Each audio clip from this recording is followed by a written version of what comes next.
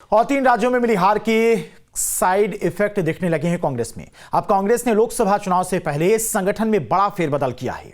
प्रियंका गांधी को उत्तर प्रदेश के प्रभारी पद वापस लिया गया। उनकी जगह अब अविनाश पांडे को यूपी कांग्रेस का प्रभारी बनाया गया। कुमारी शैलजा को उत्तराखंड की जिम्मेदारी दी गई है और केसी वेणुगोपाल संगठन के महासचिव पद पर बने रहेंगे। रिपोर्ट देखिए।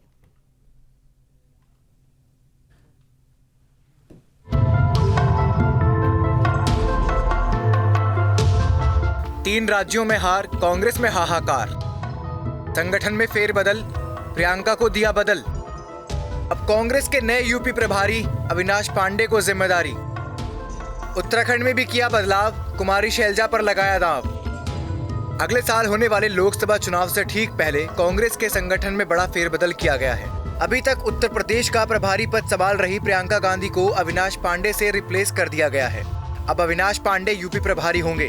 वहीं सचिन पायलट को छत्तीसगढ़ में बड़ी जिम्मेदारी सौंपी गई है। सचिन पायलट को छत्तीसगढ़ का प्रभारी महासचिव नियुक्त किया गया है। वहीं कुमारी शैलजा को उत्तराखंड की जिम्मेदारी मिल गई है। कांग्रेस के संगठन में बदलाव, अविनाश पांडे को यूपी की जिम्मेदारी मिली, कुमारी शैलजा को उत्तराखंड की। मोहन प्रकाश को बिहार का प्रभारी बनाया गया, सचिन पायलट को छत्तीसगढ़ का जिम्मा मिला। दीपक बाबरिया को दिल्ली, मुकुल वासनिक को गुजरात, रणदीप सुरजेवाला को कर्नाटक और जीए मीर को झारखंड का जिम्मा मिला। अविनाश पांडे इससे पहले राजस्थान के प्रभारी रह चुके हैं। वो लंबे समय से कांग्रेस संगठन के साथ जुड़े हुए हैं। अविनाश पांडे राहुल गांधी की टीम के सक्रिय सदस्य बताए जाते हैं। मौजूदा समय में अविनाश पांडे राष्ट्रीय कांग्रेस में जनरल सेक्रेटरी के पद पर हैं। अविनाश पांडे की पुराने कांग्रेस नेताओं में गिनती होती है। कांग्रेस कार्य समिति के सदस्य हैं।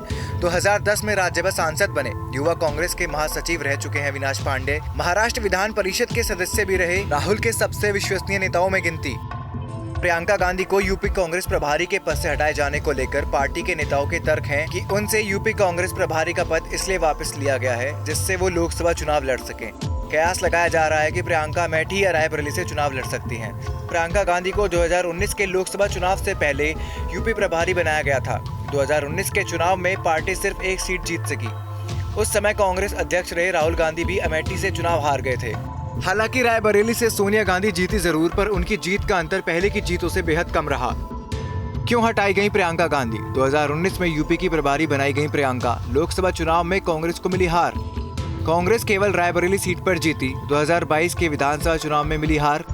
प्रियंका गांधी के नाम पर कांग्रेस में चुनाव लड़ा गया। कांग्रेस को केवल 2 सीटों पर जीत मिली थी। छत्तीसगढ़ की प्रभारी कुमारी शैलजा को उत्तराखंड का प्रभारी बनाया गया है। छत्तीसगढ़ विधानसभा चुनावों में उम्मीदवारों के टिकटों को बेचने के गंभीर आरोप कुमारी शैलजा पर लगे थे। कांग्रेस आलाकमान पर लगातार बढ़ते दबाव के बाद शैलजा को छत्तीसगढ़ से हटाकर उत्तराखंड भेजने का फैसला किया गया। हालांकि उत्तराखंड के कांग्रेस प्रभारी देवेंद्र यादव भी पिछले साल हुए विधानसभा चुनावों के बाद विवादों के घेरे में घिर गए थे। वरिष्ठ कांग्रेस नेता प्रीतम सिंह की अगुवाई वाले गुट देवेंद्र यादव का खुलेआम विरोध करता रहा। उत्तराखंड में भी कांग्रेस लगातार गुटबाजी से जूझ रही है। तो ऐसे में सवाल ये है कि विवादों में घिरी रही कुमारी शैलजा क्या उत्तराखंड में कांग्रेस के सभी धड़ों को एकजुट कर पाएंगी? मनमोहन सिंह सरकार में मंत्री रही कुमारी शैलजा हरियाणा से आती हैं। हरियाणा के पूर्व मुख्यमंत्री भूपेंद्र सिंह हुड्डा के साथ उनका मनमुटाव जग जाहिर है।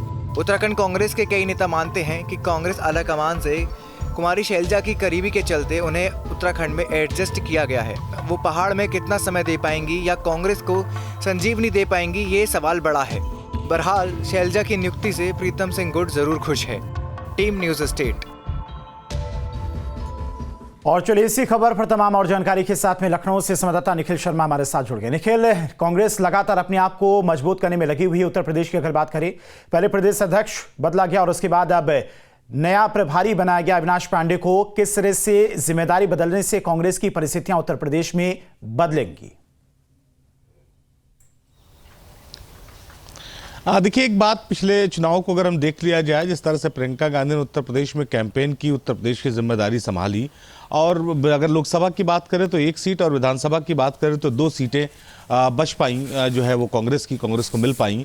उसमें से अगर विधानसभा की बात करें तो एक जो सीट है वो प्रमोद तिवारी की बेटी आराधना मिश्रा की सीट है।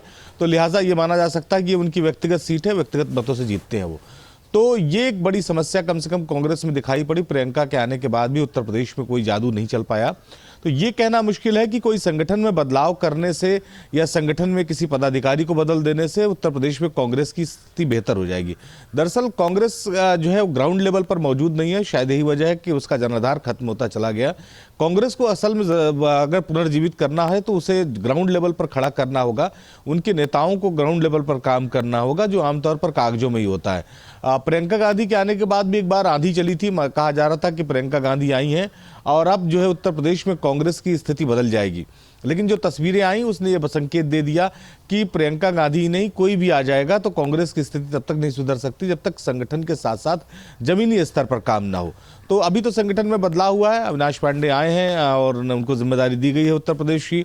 वो उत्तर प्रदेश में कितना कमाल दिखा पाएंगे ये तो आकलन करने में भी थोड़ा मुश्किल होगा, लेकिन जरूरत है तो कांग्रेस को अपना जो बेसिक स्तर का संगठन है, जो जमीनी स्तर का संगठन है, उसे मजबूत करने की। सबसे बड़ी समस्या है कि कांग्रेस के बड़े नेताओं को यहाँ जिम्मेदारी तो दे दी जाती है उत्तर प्रदेश में, लेकिन वो समय नहीं देते हैं।